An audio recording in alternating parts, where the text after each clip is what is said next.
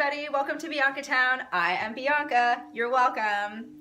I am super excited to continue talking a little bit more about the flower of life. I'm sorry that I didn't get to put out more videos last week, but it was a crazy week. There was so much stuff that happened and I ended up being way busier than I expected to be, and which is good, but that compromised my ability to continue making videos, so I apologize, but I feel like the flower of life video from last week was a lot of information to play with, and I hope that you guys have been playing with it. Today I want to expand on that a little bit and talk about some of the stones that we've already worked with, possibly Bloodstone, rose quartz, Carnelian. I think we've talked about Herkimer diamonds, which are my favorite, and probably some other, maybe amethyst. Did we talk about amethyst? I don't remember. But when you're building a grid, it is important that you have multiple stones that you can use, and I briefly talked about this last time we got together, and I talked about the flower of life. And so with the flower of life, I've drawn out dots at each of the intersection points for the star tetrahedron, which is typically what I use to send energy to other people and to myself. I really feel strongly about using the star tetrahedron, especially in three-dimensional form, when we start talking about the Merkaba and the Merkaba light body, which is a very powerful vehicle for change and manifestation of purpose. So you can start accessing the Merkaba light body little by little by playing with the flower of life, using it as a meditation tool, looking directly at it, and letting the different patterns sort of come and go as your eyes soften their gaze. This is a really awesome meditation tool. I highly suggest using it for that purpose. But today, I wanted to just talk briefly about how you can use some of these stones in multiples at these different points to bring in specific frequencies of energy associated with the stones and send to yourself or to send to other people. And part of the reason why is because this last couple of weeks, we just went through an eclipse season. It's been super awesome, but very significant. There's a lot of really big change and transition happening for people, and I know I keep talking about that and saying that it's coming and we're in it and it's going and there's different waves that are happening, but this is what we're doing, and I'm going to keep talking about it, and I'm going to keep reminding you guys that you're not just going through this on your own. This is a collective change that's happening for the planet and for humanity, and so it's important that we remember that we're not alone, because it can be lonely. A lot of this process can feel really overwhelming. It can feel like the end of the world, and in some ways it is. It's a dying off of the old self, the old egoic self, and a rebirth of something new, something fresh, something that is more aligned with who you are as a divine being of light. And so to help cultivate and help you to navigate through this tumultuous time, the flower of life and building a grid for yourself or for someone that you love can be really helpful. And again, in last week's video, I talked about putting the name of the person, their birth date, and your intention on a piece of paper and putting that right in the middle, right here in the center of the flower of life. And so I'm going to suggest that you also do that again. And you could also do that for like a place, like if you wanted to send energy to a house or a building or your office.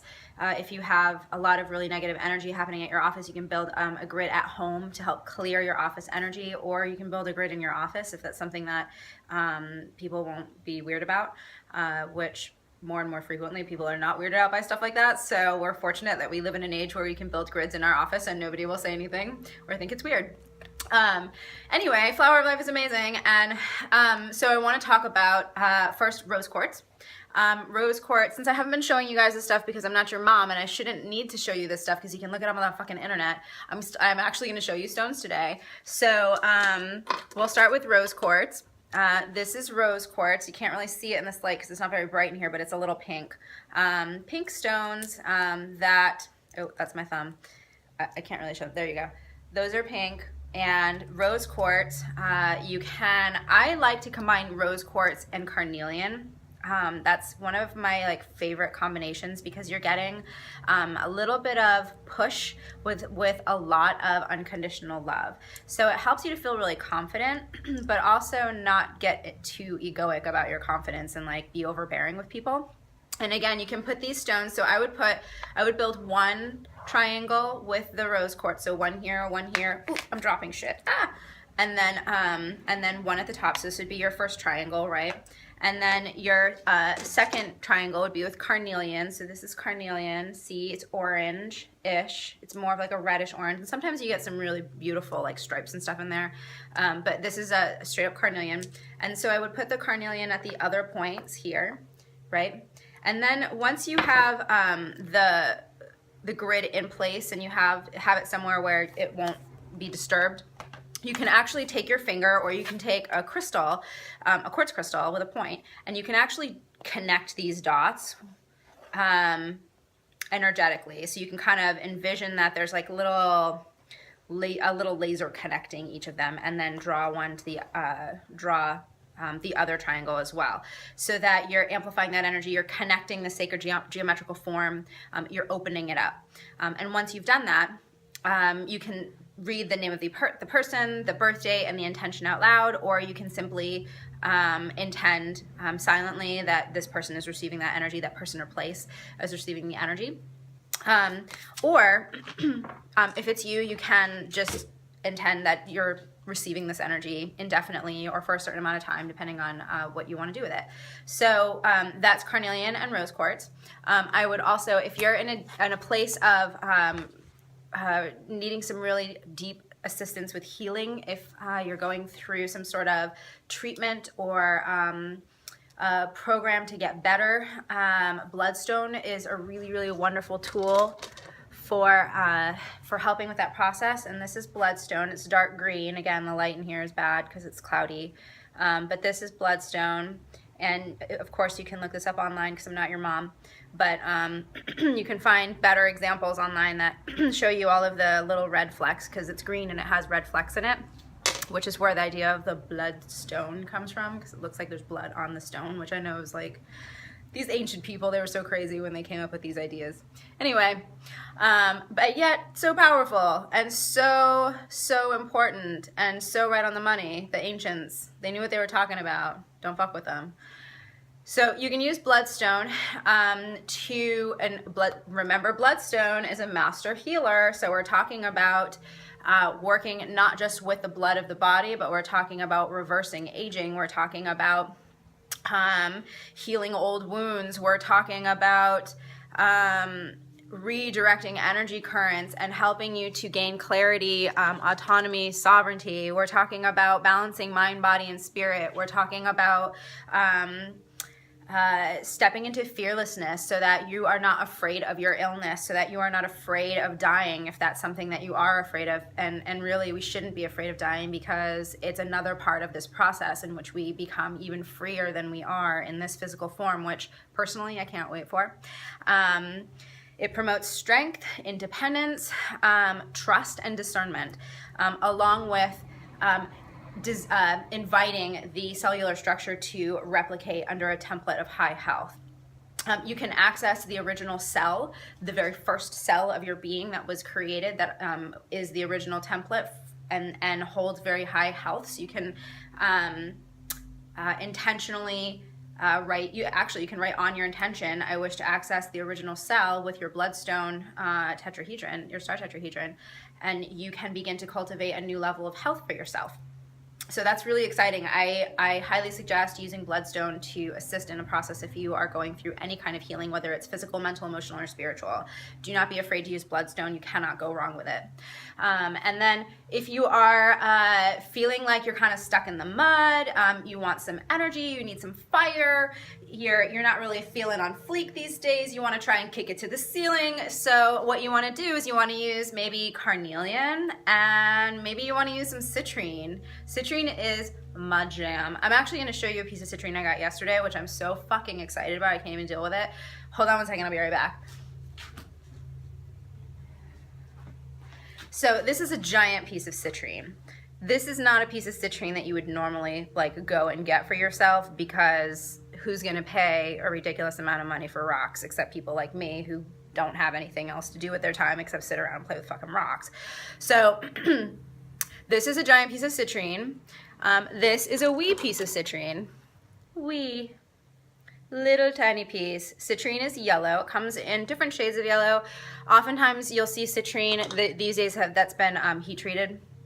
It was amethyst, and then they like throw it in a microwave and it turns this dark burnt orange.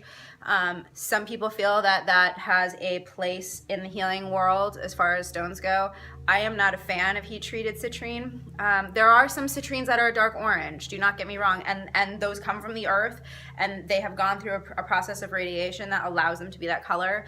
But a lot of the commercial citrine you find nowadays is definitely burnt to a crisp. It's man-made. It used to be amethyst because citrine is becoming more rare. But if you can find pieces of citrine, or you can substitute orange calcite, which this is a piece of orange calcite, which is, it's not citrine, I'm not gonna lie. I love orange calcite. It's another lovely, wonderful stone that just like makes you feel like you're holding sunshine in your pocket, but it's not citrine. So, you know, you can substitute the citrine if you want with orange calcite, and you can use carnelian. And these two stones, because you're talking about yellow and orange, you're talking about solar plexus and sacral chakra. So you're going to be amplifying some fiery energy, which is what you're looking for. You want to stoke your fire. If you're feeling kind of low or heavy, or you're just like, what the fuck is going on? Like, when is this going to end? And you don't have any more energy, you can use these two stones.